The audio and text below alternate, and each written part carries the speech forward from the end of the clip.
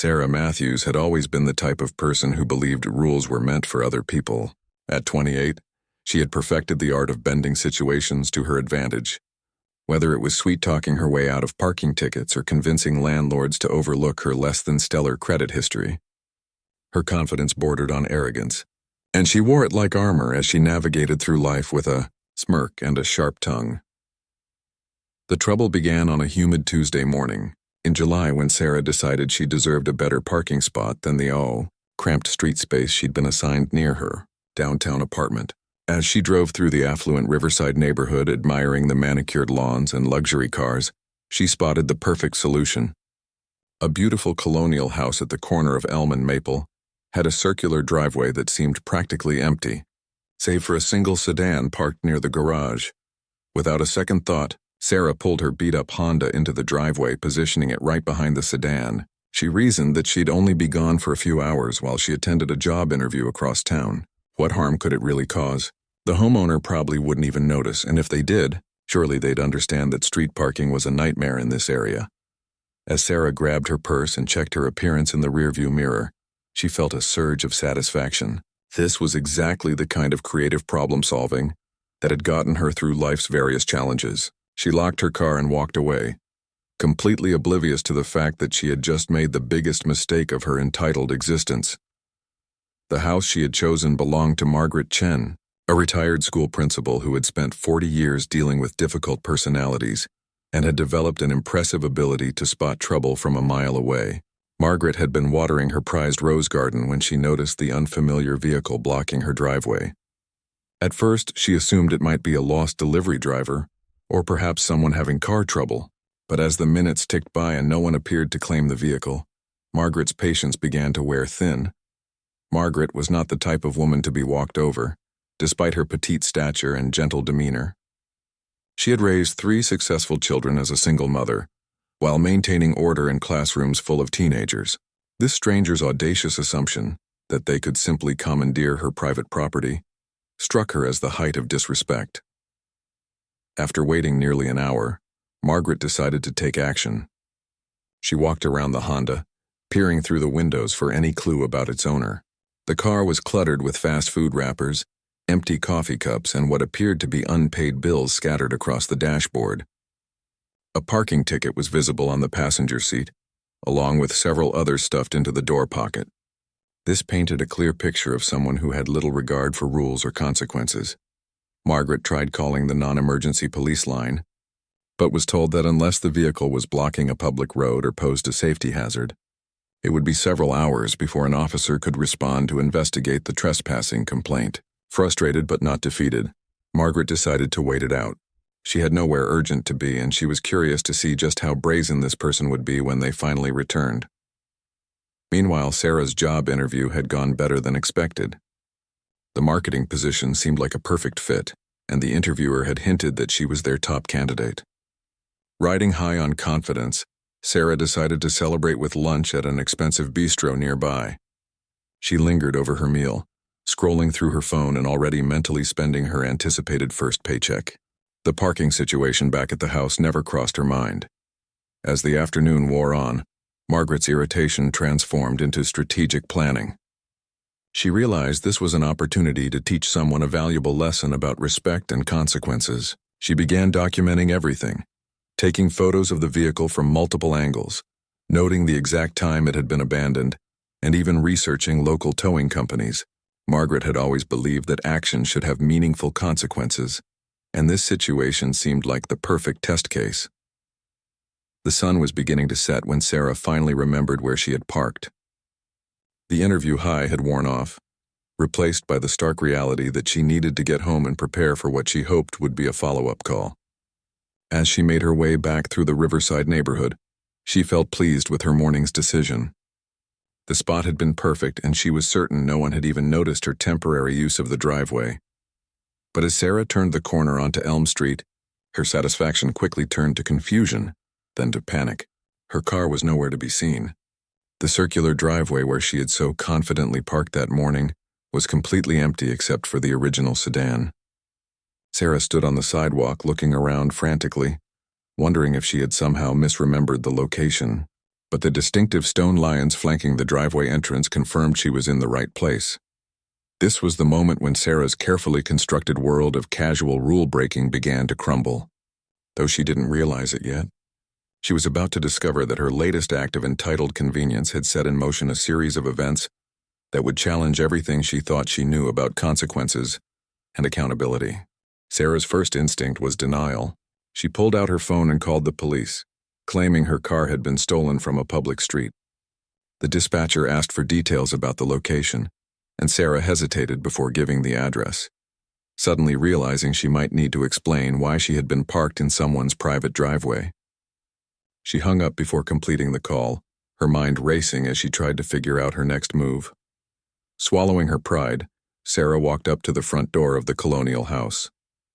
The doorbell echoed through what sounded like a spacious interior, and after a few moments the door opened to reveal a small Asian woman in her 60s, wearing gardening gloves and a knowing smile that made Sarah immediately uncomfortable.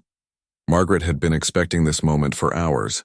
She looked at the flustered young woman, standing on her doorstep, and could practically see the wheels turning in her head as she tried to formulate some excuse or explanation that would somehow make her behavior acceptable. Sarah attempted to put on her most charming smile, the one that had gotten her out of countless scrapes before. She explained that there had been a terrible misunderstanding, that she had only parked there briefly due to an emergency, and that she was sure a reasonable person like Margaret would understand her predicament.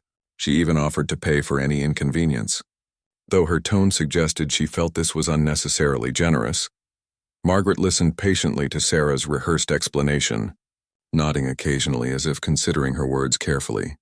When Sarah finished her pitch, Margaret invited her inside for tea, claiming she wanted to help resolve the situation. Sarah, relieved that her charm seemed to be working, eagerly accepted the invitation.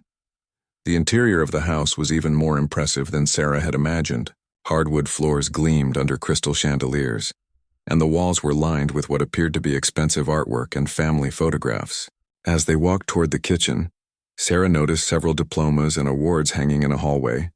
Though she was too focused on her own situation to pay them much attention, Margaret prepared tea with deliberate slowness, asking Sarah questions about her day, her work, and her life in general. To Sarah, this felt like small talk from a lonely older woman who was probably grateful for the company.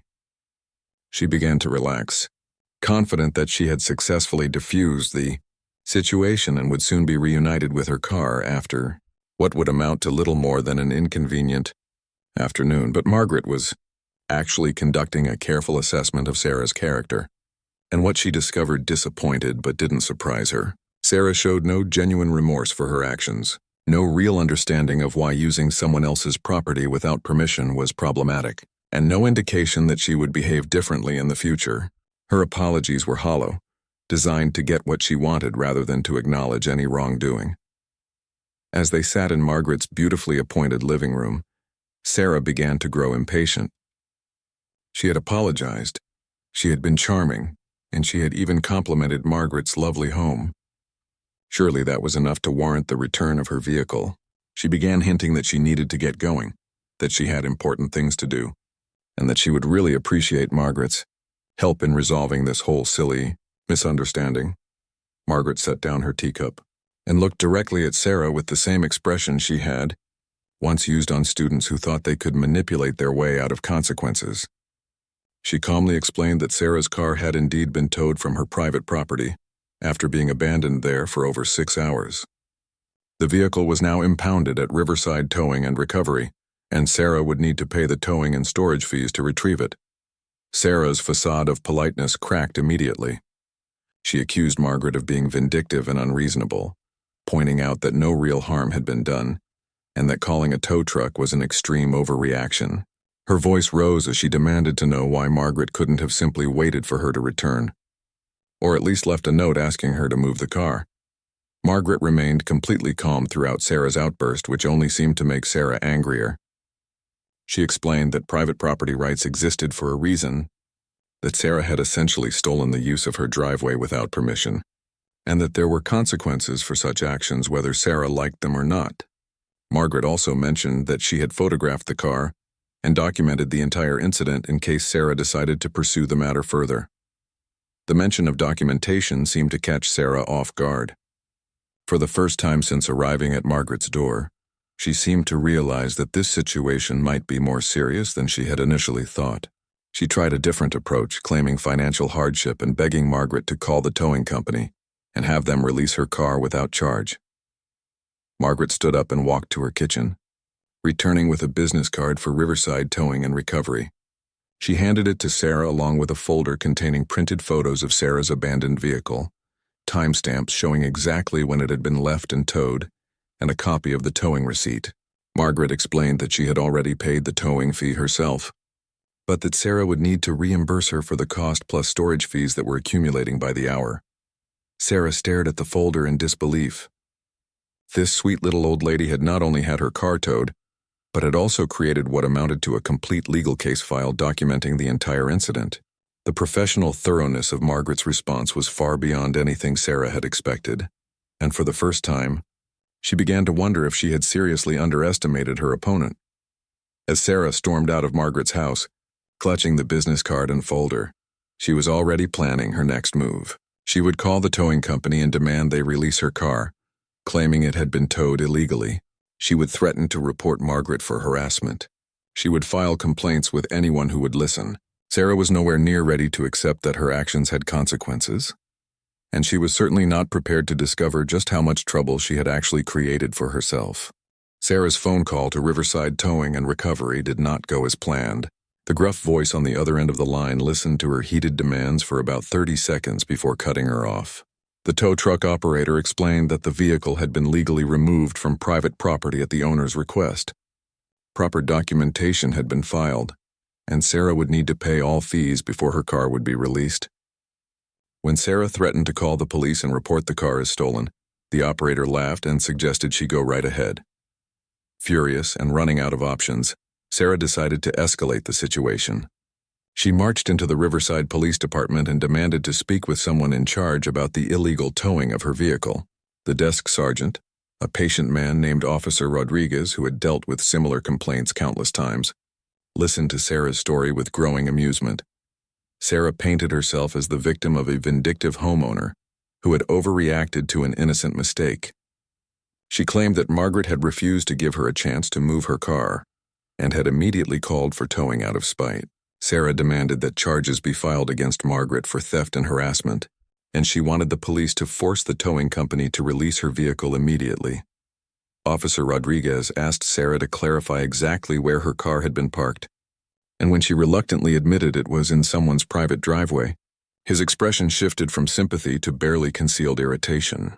He explained that parking on private property without permission was actually trespassing, that the homeowner had every right to have the vehicle towed, and that Sarah would be responsible for all associated costs. Furthermore, if she continued to make false reports or waste police resources, she could face charges herself. As Sarah left the police station empty-handed and even more frustrated, she decided to take matters into her own hands. She returned to Margaret's house that evening, planning to confront the older woman more aggressively and demand satisfaction. This time she wasn't going to be polite or charming. She was going to make it clear that Margaret had picked the wrong person to mess with. Margaret was in her garden when Sarah's taxi pulled up to the curb. She watched calmly as Sarah stormed up the walkway, her face flushed with anger and determination.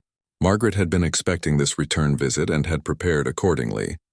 She had already spoken with her neighbors about the situation and had even installed a new security camera that morning, positioned to capture anyone approaching her front door. Sarah's second confrontation with Margaret was loud, aggressive, and completely ineffective. She accused Margaret of being a bitter old woman who was taking out her loneliness on innocent people. She threatened to sue for damages, to report Margaret to anyone who would listen, and to make her life miserable until her car was returned. Sarah's voice carried across the quiet neighborhood, drawing curious looks from windows and causing at least one neighbor to step onto their porch to see what was happening. Margaret stood her ground throughout Sarah's tirade, her expression never changing from calm determination. When Sarah finally ran out of steam, Margaret quietly informed her that their entire conversation was being recorded by her new security system, and that threatening behavior on her property could result in additional charges being filed. Margaret also mentioned that several of her neighbors were retired law enforcement officers who took a dim view of people who tried to intimidate elderly residents. This revelation seemed to deflate Sarah's anger momentarily, but she rallied quickly and played what she thought was her trump card. She threatened to return with friends to camp out on Margaret's lawn until her demands were met, and to make sure everyone in the neighborhood knew what kind of person Margaret really was. Sarah was certain that the threat of public embarrassment and ongoing harassment would force the older woman to back down. Instead, Margaret smiled for the first time since Sarah had arrived and invited her to do exactly that. She explained that she would be happy to tell any of Sarah's friends, or any of the neighbors, or anyone else who was interested, exactly what Sarah had done and how she had responded when confronted with the consequences of her actions. Margaret suggested that most reasonable people would find Sarah's behavior far more embarrassing than her own. As Sarah stood on Margaret's doorstep, facing this unflappable woman who seemed completely immune to intimidation, she began to realize that she was in deeper trouble than she had initially understood. This wasn't just about a parking space or a towing fee anymore. She had escalated a simple property dispute into something much more serious, and she was starting to suspect that Margaret might not be the easy target. She had initially appeared to be Sarah's final threat before leaving that evening was to contact the media and expose Margaret's unreasonable behavior to the entire city. She was certain that public pressure would force Margaret to admit she had overreacted and make things right. As she waited for another taxi to arrive, Sarah was already composing the social media posts she would write and the local news stations she would call. She had no idea that her decision to go public with her grievances was about to introduce a new player to the game, someone who would change everything she thought she knew about power and consequences. Margaret watched Sarah leave with a mixture of pity and determination. She had tried to handle the situation quietly and reasonably, but Sarah's escalating behavior was forcing her to consider more serious measures. As she locked her front door and reviewed the footage from her new security camera, Margaret made a decision that would have far-reaching consequences for everyone involved. It was time to call her son and let him know what had been happening in his childhood home.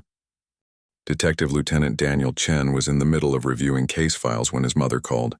At 35, Daniel had built a reputation as one of the most effective investigators in the Riverside Police Department, known for his methodical approach to cases and his ability to see patterns that others missed. He specialized in white-collar crimes and had a particular talent for dealing with people who thought they were smarter than the law.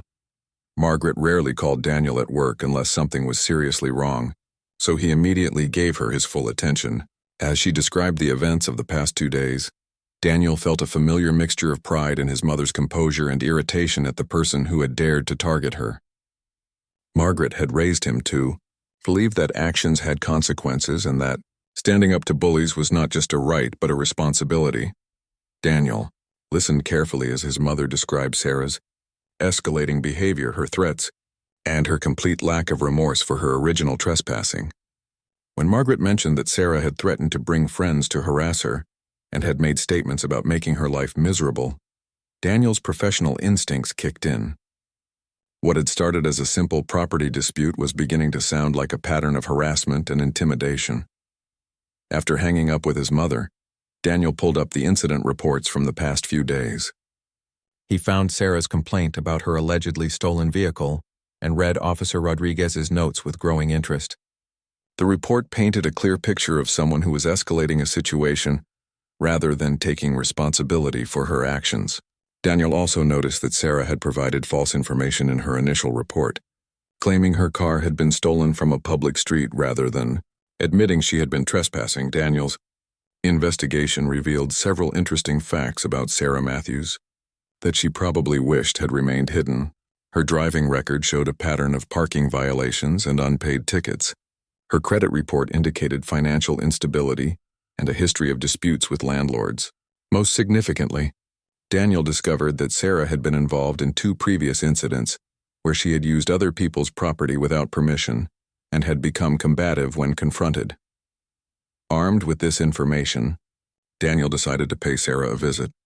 He wanted to assess the situation personally and determine whether his mother was dealing with someone who was simply entitled and immature or someone who posed a genuine threat. Daniel had learned from years of police work that the best way to handle bullies was to confront them with facts and consequences before they could escalate their behavior further. Sarah, was not expecting a knock on her apartment door at 8 o'clock that evening, and she certainly wasn't expecting to find a tall, serious-looking man in a suit holding a police badge. Daniel introduced himself politely and asked if he could come in to discuss the incident involving his mother's property. Sarah's first reaction was satisfaction that her threats had gotten results, and she assumed Daniel had come to pressure his mother into dropping the matter. She invited Daniel inside, eager to tell her side of the story to someone who might finally listen to reason. Sarah launched into her rehearsed explanation about the misunderstanding, the overreaction, and the unreasonable behavior she had endured. She painted herself as the victim of an elderly woman's spite and suggested that Daniel should be embarrassed by his mother's vindictive actions. Daniel listened to Sarah's story without interruption, taking notes and asking occasional clarifying questions. His calm demeanor and professional approach initially encouraged Sarah, who interpreted his silence as sympathy for her position. She became increasingly animated as she described her ordeal, eventually demanding that Daniel use his influence to force the towing company to release her car without payment.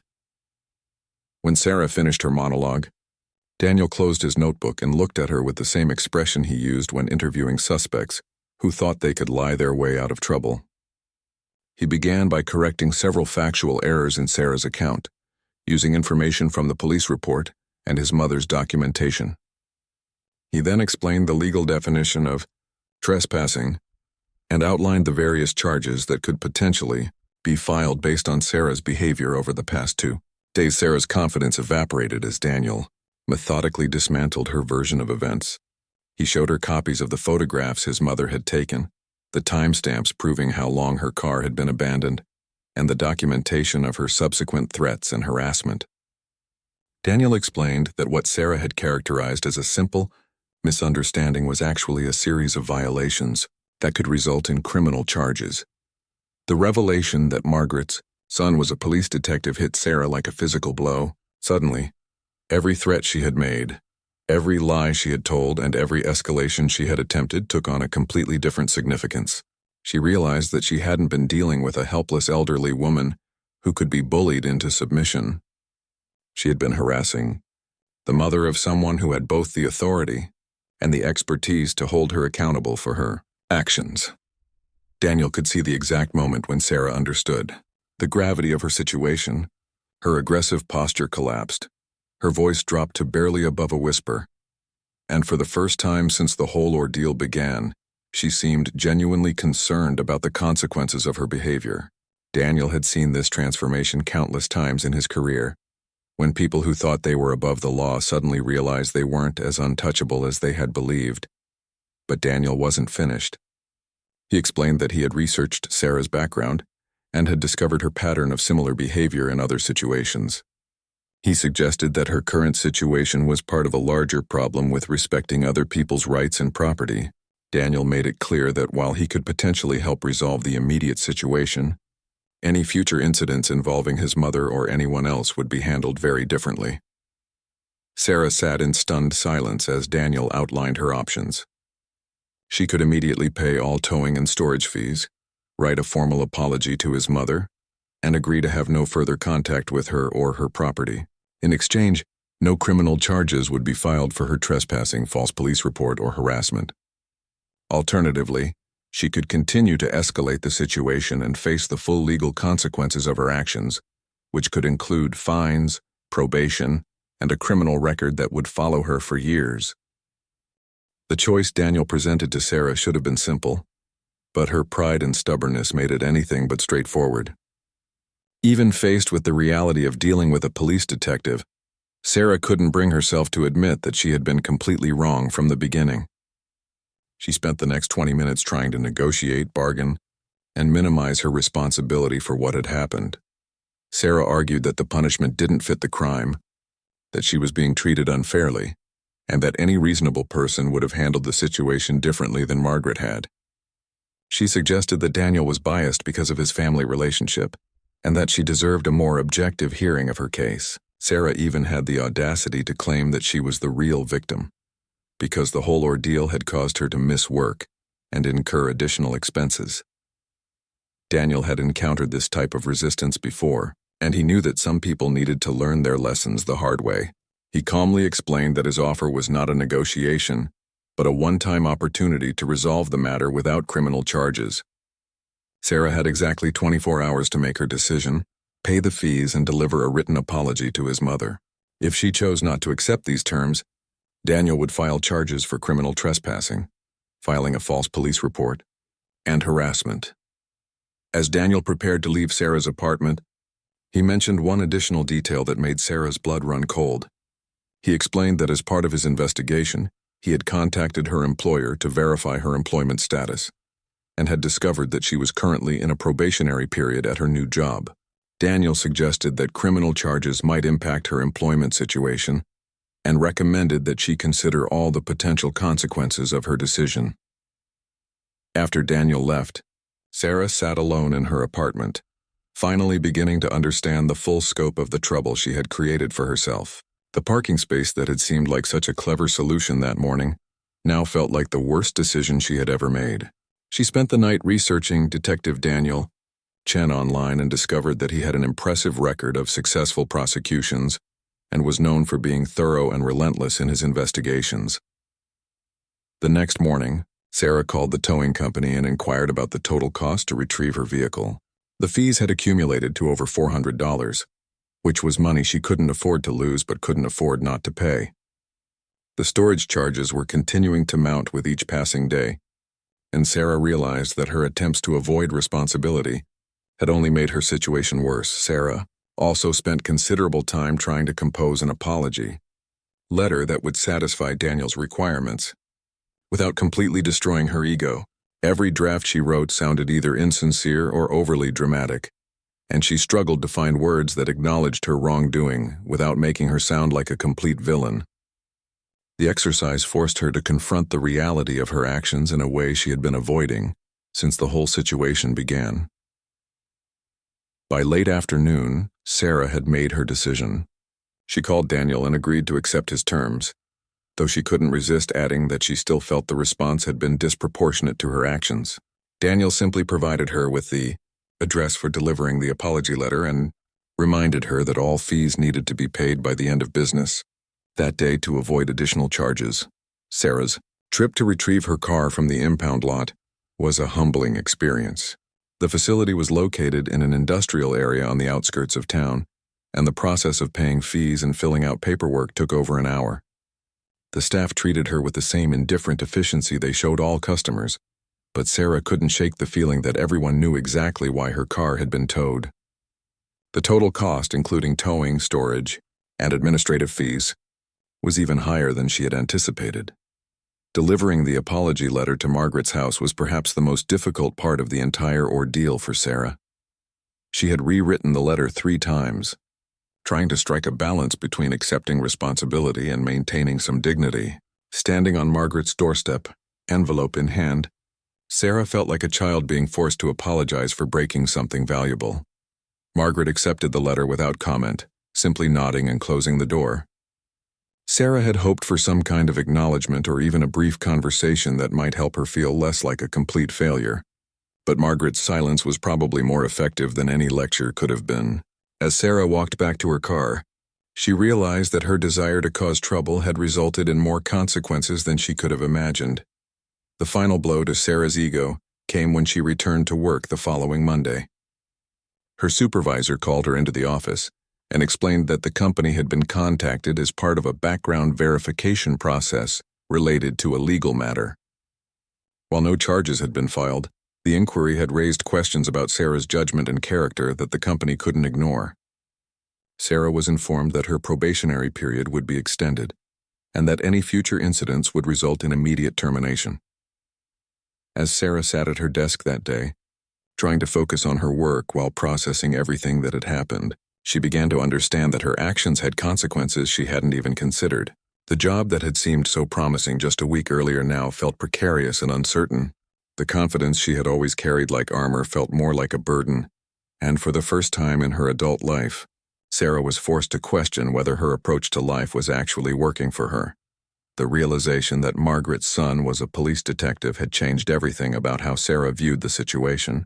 but it had also forced her to confront some uncomfortable truths about herself. She had spent years believing that rules were for other people, and that her charm and persistence could overcome any obstacle. The events of the past week had proven that assumption to be dangerously naive. 6 months later, Sarah's life had settled into a very different rhythm than the one she had known before her encounter with Margaret Chen. The extended probationary period at work had become a permanent position, but Sarah approached her responsibilities with a newfound respect for rules and consequences. She had learned to arrive early, follow procedures exactly, and treat her colleagues with genuine consideration rather than calculated charm. The financial impact of her poor decision had lingered for months. The $400 in towing and storage fees had forced Sarah to take a hard look at her spending habits and financial priorities.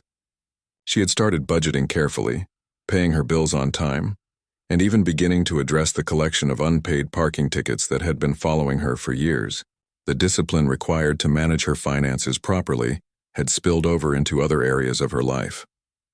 More significantly, Sarah had begun to understand the difference between confidence and entitlement.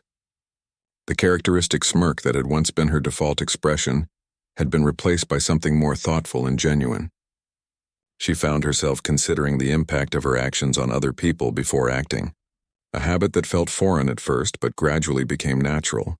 Margaret Chen had returned to her peaceful retirement, tending her garden and enjoying the quiet satisfaction of knowing she had handled a difficult situation with grace and effectiveness. She occasionally thought about Sarah, wondering whether the young woman had learned anything meaningful from their encounter. Margaret had no desire for revenge or ongoing punishment, but she hoped that Sarah had gained some insight into the importance of respecting other people's rights and property.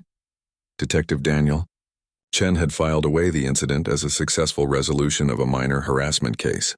He had seen enough people like Sarah to know that some individuals needed to face real consequences before they could change their behavior. Daniel was proud that his mother had stood her ground and handled the situation with such dignity, and he was glad he had been able to help ensure that justice was served appropriately. The experience had taught Sarah several important lessons about power dynamics and the importance of treating people with respect regardless of their apparent status or vulnerability. She had learned that assuming someone was powerless or alone could be a dangerous mistake, and that actions always had consequences even when those consequences weren't immediately obvious. Sarah's approach to conflict resolution had also evolved significantly.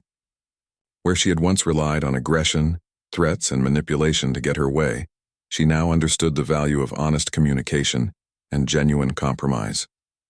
She had started apologizing sincerely when she made mistakes, accepting responsibility for her actions, and working collaboratively to solve problems rather than trying to dominate every situation.